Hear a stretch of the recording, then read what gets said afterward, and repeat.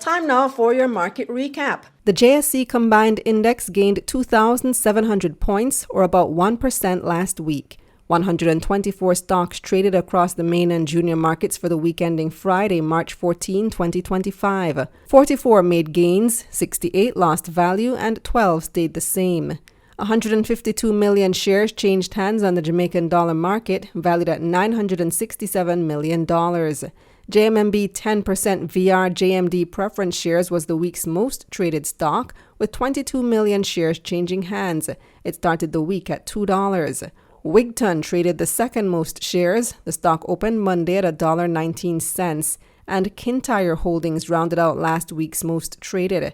Kintyre was also the week's biggest loser, down 22% to start the week at 31 cents. Now let's see who had the biggest gains. Knutsford Express was the JSE's top stock, up 28%.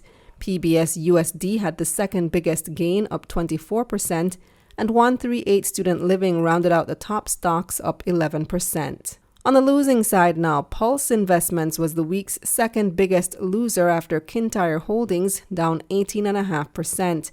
And Spurtree Spices lost almost 16% to close out the week at $1.33.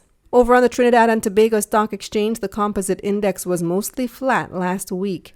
Massey was the TTSE's most traded stock. It opened Monday at $3.89 TT. Scotiabank Trinidad and Tobago was the market's top gainer, up 3% to start the week at $55.95 TT. And on the losing side, Endeavour Holdings fell 15% to open Monday at $16.15 TT. Over in the U.S., the Dow Jones lost 0.5% last week, while the S&P 500 gained 1% and the Nasdaq was up about 2%.